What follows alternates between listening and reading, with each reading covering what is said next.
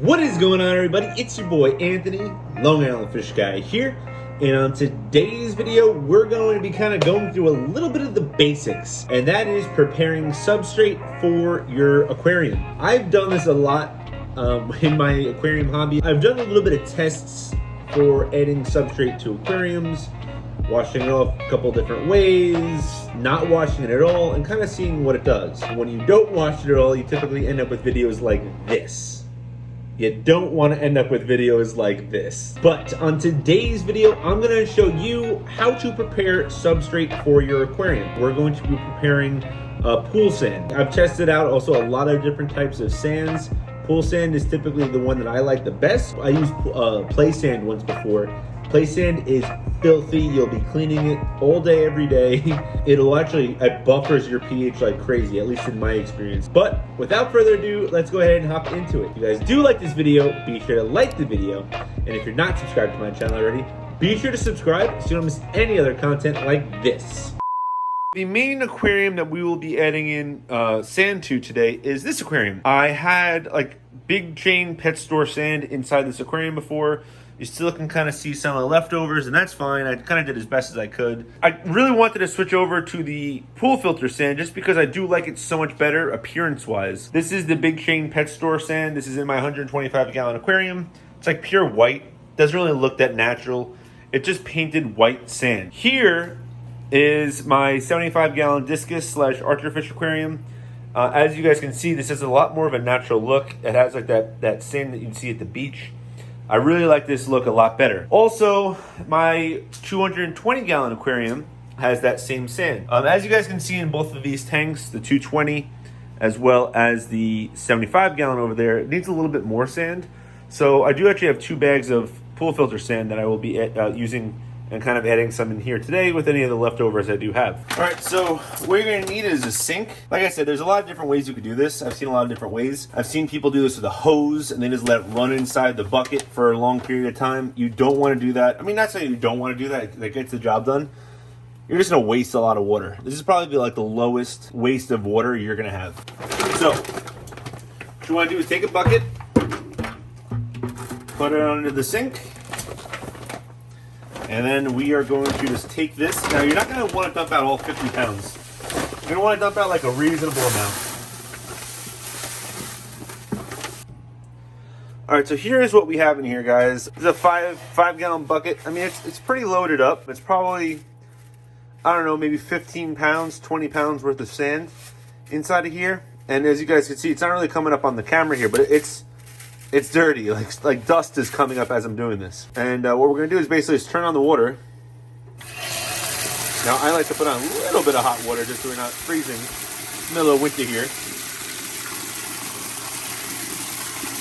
And so you mix all this up. And then as you mix this up, you're gonna start seeing, as you can kind of see the bubbles and things here, it's filthy.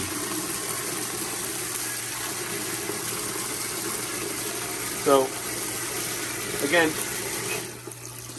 this is my method. It's a method I like to do. It saves a lot of water, so you're not just running it. You guys can see, I always test out how dirty the water is just by putting my hand in it.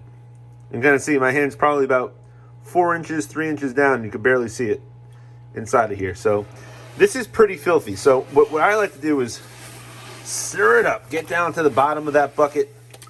Mix it all up. Get it all grainy. Really dig deep, get inside there. Pretend like you're a kid at the beach and you're about to like scoop out a bunch of sand. You're making like sand castles and stuff, and it's all fun, liquidy, and stuff. Have a little bit of fun with it. It's not exactly a fun project, but you're just trying to clean out the sand. After you feel like you did a pretty good job on your first round, dump it out.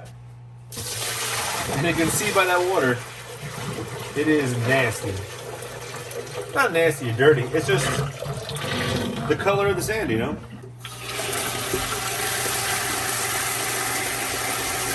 Now, depending upon how dirty the water is, depending upon how dirty the sand is now, you'll see that the second shot here should be a lot clearer than the first one. First one gets out a lot of the grime, the muck. You know, it's been sitting inside of a store for God knows how long.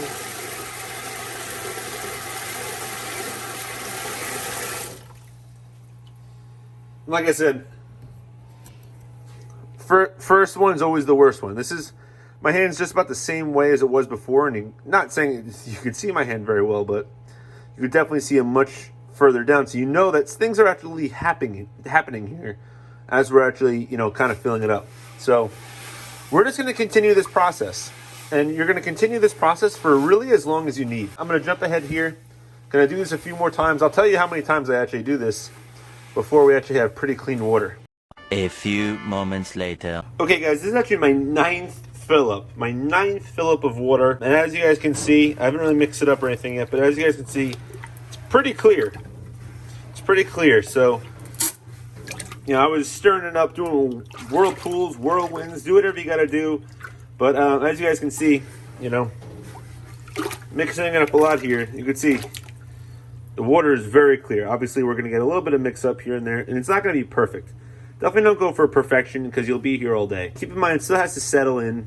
So whenever you're dealing with any sort of sand, a real sand at least, it has to settle. But you guys can see here, significantly better than it was before, and definitely doable for your aquarium. Now that we have this sand ready for the aquarium, let's go through kind of some of the steps that I like to do before actually adding it to the aquarium. So we just cleaned off the sand with chlorinated water. So what I like to do is I like to put in my dechlorinator before I add it in. And also, I don't like to just go ahead and just dump the sand right in. I actually like to use a cup or a container like this to actually nicely put the sand in. Put it in a little bit at a time, spread it out nicer. Also doesn't create like a big sand explosion. I also kind of like seeing it because you kind of can measure out kind of what you're adding in there, rather than just dumping it all in at once.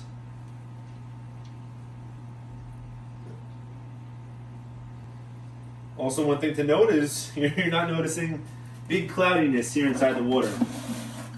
There. That's probably good enough for right now.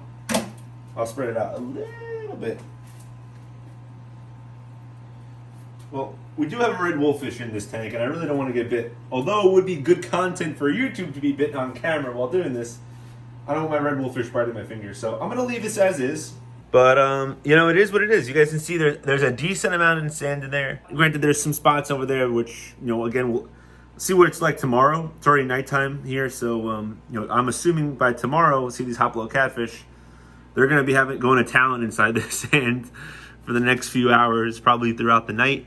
And when I come back here tomorrow, it'll probably be all nice, flat, and even. I'm going to go ahead off camera, just add some more sand, clean off some more sand, add it to some of the aquariums, and I'll kind of show you what everything looks like after I'm all done. 1 hour later. So I actually added the sand into the 40-gallon breeder over there, the 75-gallon tank over there, and the 220-gallon tank over there. Let's go ahead and take a look and see how the tanks are doing. So first up, the 40-gallon. Doesn't really look like there's much change. There's a little bit of like a haze to this aquarium, but not really much of anything, which will probably also go away in a little bit, and also maybe with some water changes and things like that. But the one thing I did notice when I was adding sand to these other tanks was a difference of what the sand actually looks like. So this is like the newer sand, and I hope you can see this on the camera here. You can kind of tell the older sand. It's, I think, a combination of like the finer sand, so using the gravel vac and, you know, doing water changes. You can see it's like a little bit of a bigger grain coming from the older ones. But also it's probably like algae and just, you know, just being aged. It's inside the aquarium for a little bit longer. There's poop, there's food, there's a lot of different things going on inside of there. And here is the 220. I literally just dumped it straight down. As you guys can tell by the way that this tank already looks, the stingrays like to move around the sand a lot. So it's all gonna mix up and look pretty well. And it looks like it actually kind of already has. You can definitely kind of see some of the sand here, how it's already gotten spread up. Like there was a mountain here when I was done. And obviously this tank, it's not about the scape, it's about the fish. So just wanted to add a little bit more sand just to kind of give a little bit more natural look. Wanted to have a little bit less of this going on.